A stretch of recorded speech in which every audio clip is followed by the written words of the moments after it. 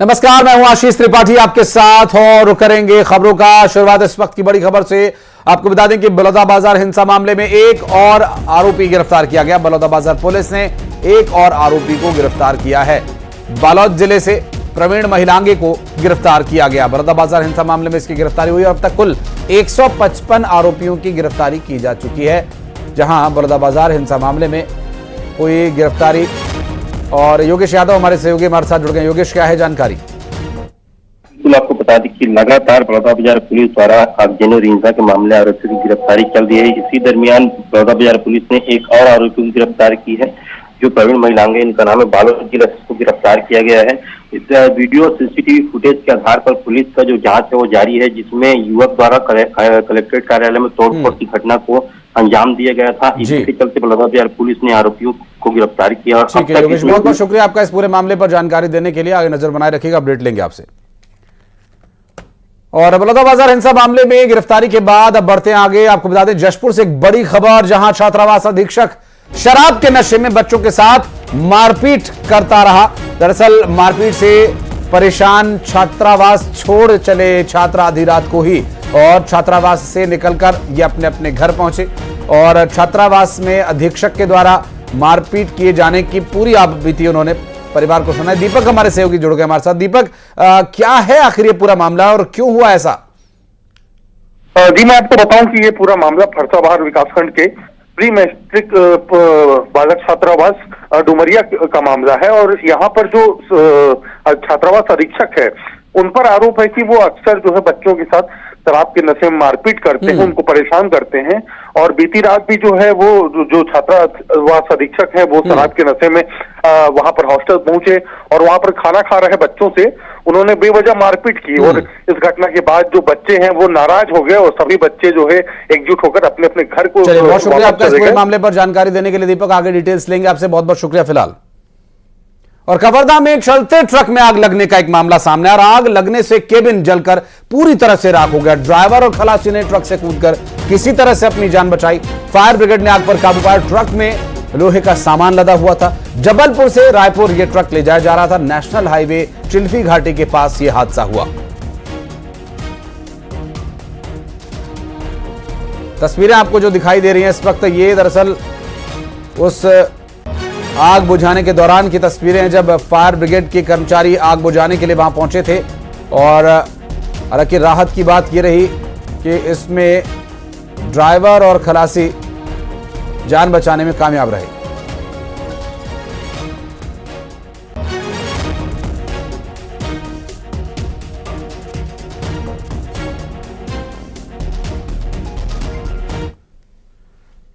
और जगदलपुर में 10 किलो गांजा बरामद किया गया। बस्तर पुलिस की बड़ी कार्रवाई। दरअसल रेलवे स्टेशन के पास पकड़े गए तस्कर और तस्कर के साथ 2 सप्लायर भी गिरफ्तार किए गए। 2 तस्कर कानपुर और एक ओडिशा का रहने वाला बताया जा रहा है, जिनके पास से 10 किलो गांजा बरामद हुआ है। रेलवे स्टेशन के पास ये तस्कर पकड़े गए। दरअसल ये गांजा लेकर जा रहे थे और बस्तर पुलिस ने कार्रवाई करते हुए इन्हें गिरफ्तार किया। आपको बताते चलें कि 2 तस्कर जो कि कानपुर के रहने वाले और एक ओडिशा का रहने वाला है, पकड़े गए हैं। और गांजा कहां से ये ला रहे थे, कहां ले जाना था, ये फिलहाल पूछताछ के बाद स्पष्ट हो पाएगा। और अंबिकापुर में मजदूरों के पलायन मामले में पुलिस पूरी तरह से अलर्ट है और 12 से ज्यादा महिला मजदूरों को पुलिस ने बाहर जाने से रोका। दरअसल कुछ नाबालिग स्कूली बच्चे भी इसमें शामिल हैं। ज्यादा मजदूरी का झांसा देकर इन्हें ले जाया जा रहा था और दूसरे जिलों में मैनपाट से कई मजदूर फंसे हैं। दूसरे राज्यों में मैनपाट के कमलेश्वरपुर थाना क्षेत्र का ये पूरा मामला बताया जा रहा है। और अब यहां सवाल यह भी उठता है कि जो घर परिवार को आर्थिक सहायता देने के लिए, आर्थिक सहयोग देने के इरादे से, अपनी आजीविका चलाने के इरादे से अगर जाना चाहे, तो क्या पुलिस इसी तरह से उन्हें रोकेगी, या फिर इसके कुछ फिल्टर्स हैं, इसके कुछ मानक हैं, या किसी एक एजेंट ही के खिलाफ उनके द्वारा ले जाए जा रहे मजदूरों को रोककर कार्रवाई की जाएगी? ये अभी तक स्पष्ट नहीं हो पाया। हालांकि यहां से कई मजदूर दूसरे राज्यों में फंसे तो अब पुलिस किसी को भी मजदूरी करने जाने नहीं देगी। श्रवण, ये क्या कोई आधार बनाया गया कि अब कोई भी यहां से बाहर मजदूरी करने नहीं जाएगा, क्योंकि इससे पहले कई मजदूरों को फंसते हुए देखा गया, वहां से पुलिस को निकालना पड़ा?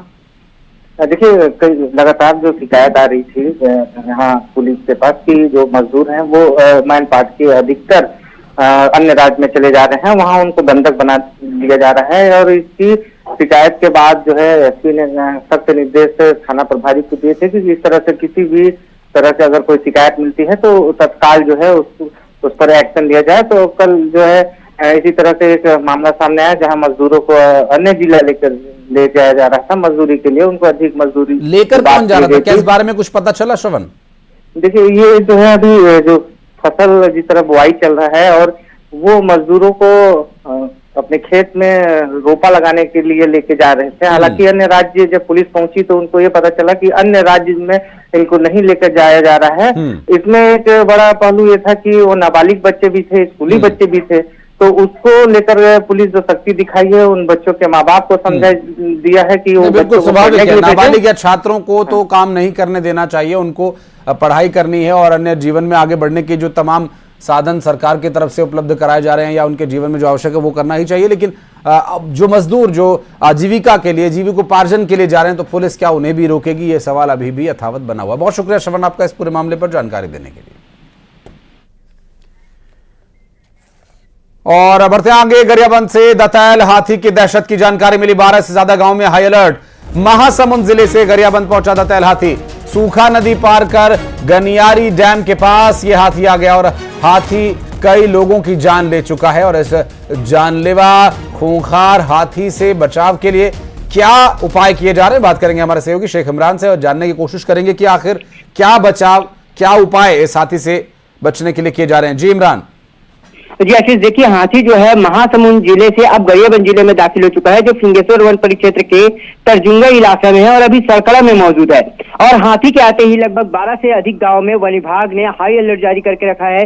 हाथी के हर एक मूवमेंट पर, गतिविधियों पर नजर रखी, क्योंकि अकेला हाथी काफी ज्यादा खुखार हो जाता है और कई लोगों की ये जान ले चुका है।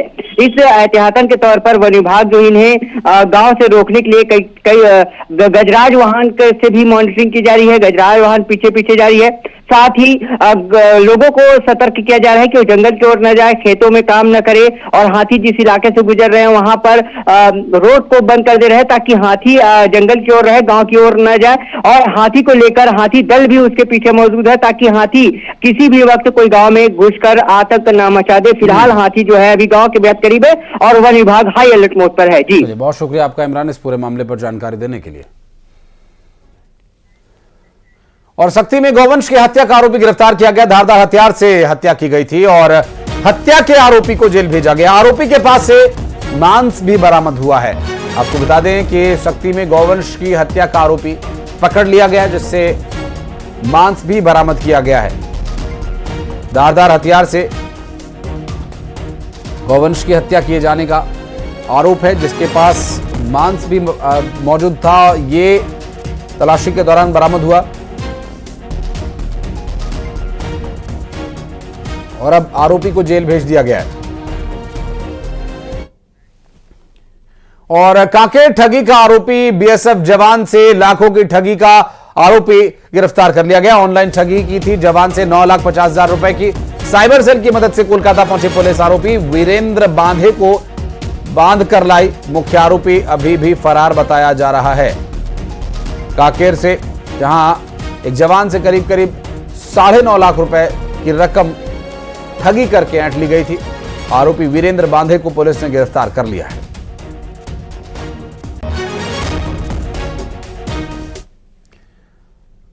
और बस्तर के अबुझमाड़ में जारी है जवानों का सर्च अभियान। भारी बारिश में अबुझमाड़ जंगल में जवान तलाश कर रहे हैं। वीडियो भी सामने आया। नक्सलियों के खिलाफ अबुझमाड़ में लगातार गश्त जारी है। आपको बताते चले कि बीते 5 से 6 दिन हुए जब यहां मुठभेड़ हुई थी नक्सलियों के साथ। और ये देखिए, ये वीडियो सामने आया है। एक पगडंडी जिसकी चिकनी मिट्टी पर कदम रखते ही कोई भी फिसल कर गिर सकता है। यहाँ भारी भरकम सामान के साथ जवानों को अपने साथ कुछ खाने पीने का राशन, हथियार और तमाम जो उनके साजो सामान है वो लेकर चलना होता है। और इस तरह घने जंगल में जो कि नक्सलियों का घर कहा जाता है और जहां से नक्सली कहीं से भी अटैक कर सकते हैं, ऐसे में जान हथेली पर लेकर देश के सीमाओं की रक्षा करने वाले, देश के अंदर फैले इस नक्सल रूपी कैंसर को खत्म करने के लिए ये ऑपरेशन को अंजाम देते हैं। और अब ऐसे में तेज बारिश के बीच घने जंगल में यहां से गुजरते हुए ये तस्वीरें आप देख सकते हैं। ये बस्तर से अबुझमाड़ के जंगल की तस्वीर। और बस्तर क्षेत्र में नक्सलियों के खिलाफ लगातार चलाए जा रहे अभियान का असर अब दिखने लगा है। घोर नक्सल प्रभावित अबुझमाड़ के इलाकों में जवानों ने नक्सलवाद से इसे मुक्त कराया। दक्षिण बीजापुर, दक्षिण सुकमा, पश्चिम बस्तर में सुरक्षा बलों का मूवमेंट लगातार बढ़ रहा है। हालांकि अभी भी इंद्रावती नेशनल पार्क और अबुझमाड़ के 2500 वर्ग किलोमीटर एरिया में नक्सलियों का प्रभाव है और यहां मानसून के मौसम में ही सुरक्षा बल अभियान चलाने जा रहे हैं। नक्सलियों के प्रभाव वाले क्षेत्र में लगातार सुरक्षा बल अपना प्रभाव बढ़ा रहे हैं। इस दौरान बस्तर रेंज के आईजी सुंदरराज पी ने सभी जिलों के एसपी को अलर्ट रहने के निर्देश भी दिए हैं।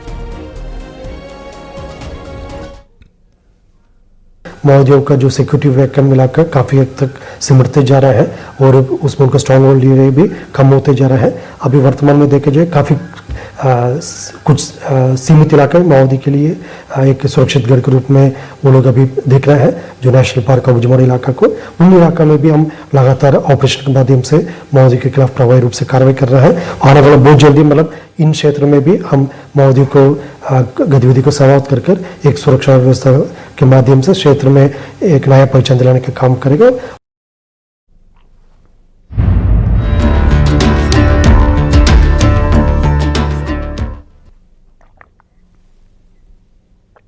जय जगन्नाथ। रायपुर में भगवान जगन्नाथ की रथ यात्रा निकाली जाएगी और इस रथ यात्रा में प्रदेश के राज्यपाल और प्रदेश के मुख्यमंत्री विष्णुदेव साय शामिल होंगे। आपको बता दें कि रथ यात्रा से पहले पूजा पाठ किया जा रहा है और गायत्री नगर स्थित भगवान जगन्नाथ के मंदिर से ये रथ यात्रा निकाली जाएगी और पूजा पाठ में शामिल राज्यपाल और प्रदेश के मुख्यमंत्री इस रथ यात्रा में भी शामिल होंगे। और बताया जा रहा है कि गायत्री नगर में भगवान जगन्नाथ के मंदिर से ये भव्य यात्रा निकाली जाएगी। पूजा पाठ में शामिल होंगे प्रदेश के राज्यपाल और प्रदेश के मुख्यमंत्री विष्णुदेव साय। रायपुर में भव्य यात्रा निकाले जाने की है तैयारी। भगवान जगन्नाथ भाई बलभद्र और बहन सुभद्रा के साथ नगर भ्रमण पर निकल रहे हैं और इसके लिए अच्छा खासा उत्साह देखा जा रहा है। और यहाँ पर पारंपरिक वाद्य यंत्रों के साथ, ढोल नगाड़ों के साथ, पूरी श्रद्धा के साथ भगवान जगन्नाथ, उनके भाई बलभद्र और उनकी बहन सुभद्रा के साथ वे नगर भ्रमण पर निकलेंगे। भगवान जगन्नाथ की ये रथ यात्रा जगन्नाथ मंदिर पुरी से निकाली जाएगी और ये कार्यक्रम जो रायपुर में हो रहा है, यहाँ पर भी पूजा पाठ और रथ यात्रा सांकेतिक रूप से की जाएगी।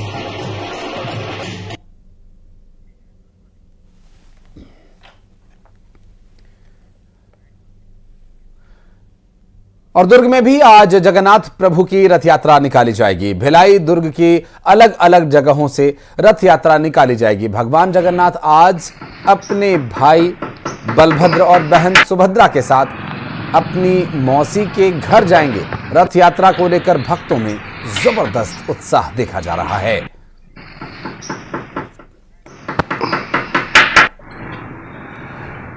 और बात करेंगे हमारे सहयोगी मिथिलेश ठाकुर दुर्ग से मौजूद हैं।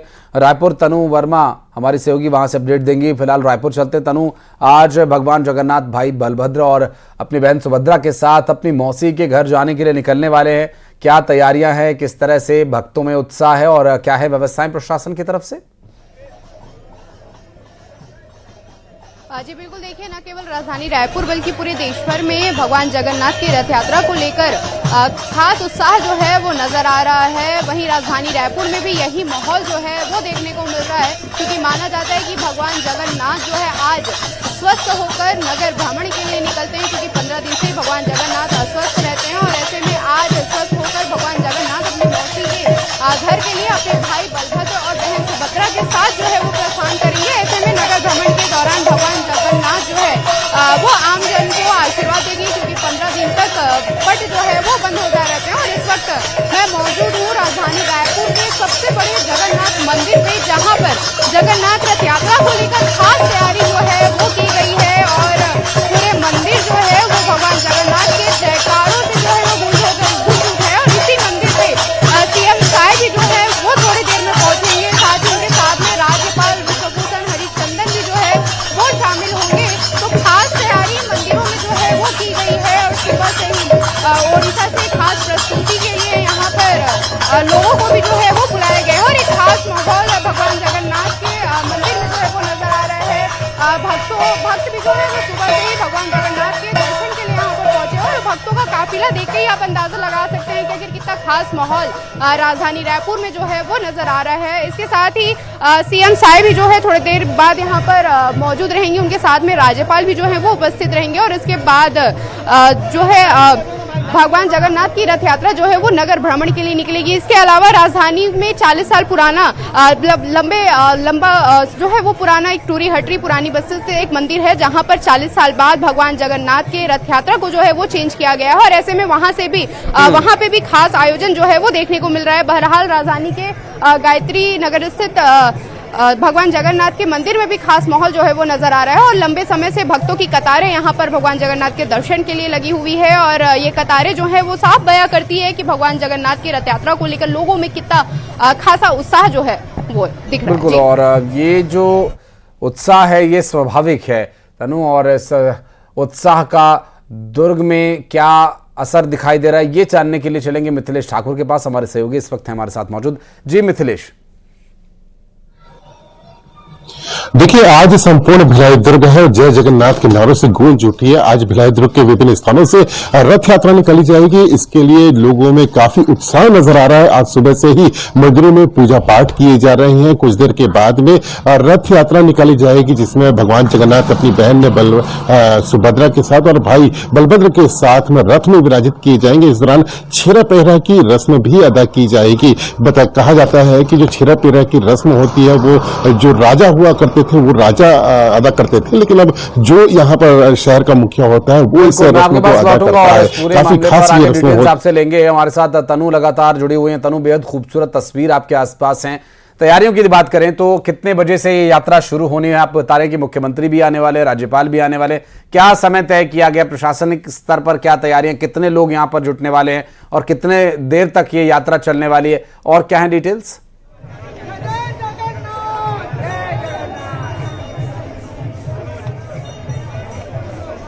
तनु, आवाज मिल पा रही है? जानना चाहेंगे कि आसपास जो लोग इकट्ठा हैं ये कब से यहाँ पर पहुंचे हैं? मुख्यमंत्री कितने बजे आने वाले हैं? राज्यपाल कितने बजे आने वाले हैं? और कितनी देर तक ये यात्रा चलने वाली है? तनु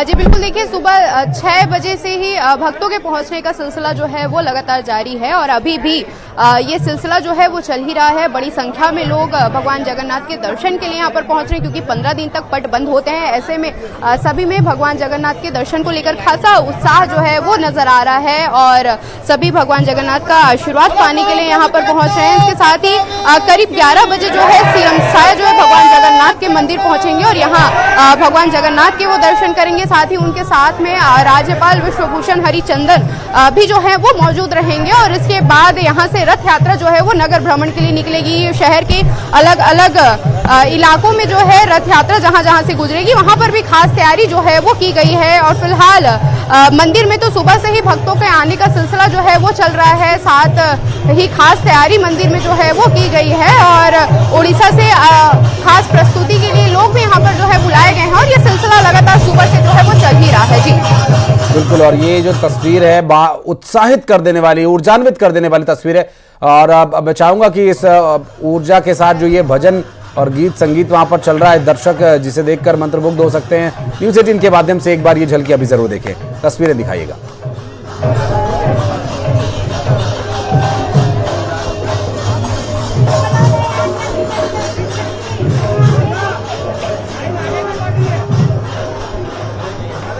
ये श्रद्धालुओं की लंबी कतार है और मंदिर के गर्भगृह के अंदर मृदंग और मजीरे की थाप सुनाई दे रही है। तनु, अगर मंदिर के अंदर का आप दृश्य दिखा पाएं, जो हमारे दर्शक घर पर बैठे हैं, जो स्क्रीन्स पर अभी देख रहे हैं, अगर वहां पर उन्हें दर्शन हो जाते हैं तो इससे शुभ और इससे पावन अवसर क्या हो सकता है भला, क्योंकि श्रद्धालु भी काफी संख्या में पहुंचे हुए हैं। ये तस्वीरें दिखाना भी आवश्यक है। तनु,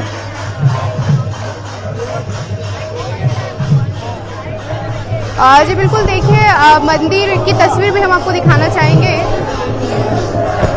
अभी जो है भजन कीर्तन जो है वो यहाँ पर चल रही है, भक्त भी लगातार जो है वो पहुँच रहे हैं और काफी भीड़ आपको मंदिर के अंदर भी जो है वो नजर आ रही है। मैं कैमरामैन से चाहूंगी कि अंदर की तस्वीर वो आपको दिखाएं, क्योंकि अंदर देखिए भजन कीर्तन जो है वो चल रहा है। कतारें भक्तों के अंदर भी जो है वो लगी हुई है और खास प्रस्तुति भी जो है मंदिर के अंदर जो है वो भी की जा रही है। खास साज सज्जा यहाँ पर की गई है, एक खास आयोजन पूरे मंदिर में जो है वो किया गया है और पूरी तैयारी जो है सीएम साहब भी क्योंकि थोड़ी देर में पहुंचेंगे, ऐसे में पूरी तैयारी मंदिर प्रांगण में जो है वो की जा चुकी है। सुरक्षा के भी खास इंतजाम जो है वो किए गए हैं और देखिए कितने सुंदर तरीके से खास साज सज्जा भी जो है मंदिर प्रांगण में जो है वो की गई है और तैयारियां लगभग पूरी हो चुकी है। बस इंतजार है कि कब सीएम साहब यहाँ पर पहुंचेंगे और भगवान जगन्नाथ की जो ढोल मृदंग की जो थाप है, ये भी मुझे लगता है कि भक्तों को जब सुनाई देगी तो उनका भी ऊर्जा का संचार, जगन्नाथ प्रभु की ऊर्जा का संचार उनमें होगा। और यहाँ पर काफी संख्या में लोग पहुंचे हुए हैं, भगवान जगन्नाथ के दर्शन आपने कराए, इसके लिए भी बहुत बहुत धन्यवाद तनु। और ये जो तस्वीरें हैं ऐसे ही आज दिन भर देखने को मिलेंगी और भगवान जगन्नाथ भाई बलभद्र और बहन सुभद्रा के साथ आज निकलेंगे नगर भ्रमण पर और अपनी मौसी के घर पहुंचेंगे। तो राज्य स्तर पर भी कार्यक्रम हो रहे हैं और जो प्रमुख रथ यात्रा है वो जगन्नाथ धाम में पुरी में होगी, उसकी भी कुछ तस्वीरें आपको दिखाएंगे। बहुत शुक्रिया आपका इस पूरे मामले पर जानकारी देने के लिए तनु। और बढ़ते आगे, पेंड्रा में जहरीली मशरूम खा लेने से 2 साल के बच्ची की मौत हो गई और 8 लोग यहां बीमार हुए बताए जा रहे हैं और सभी को एक ही परिवार का बताया जा रहा है। पारिवारिक लोग जिस तरह से ये जंगली मशरूम लेकर आए थे, मशरूम को खा लेने के बाद सभी की तबीयत बिगड़ गई और सभी को वॉमिटिंग यानी उल्टियां होने लगी और एक 2 साल के बच्चे की तबीयत ज़्यादा खराब हो गई और उसे बचाया नहीं जा सका, उसकी मौत हो गई। बता दें कि घर के जो अन्य सदस्य हैं अब वे खतरे से बाहर हैं।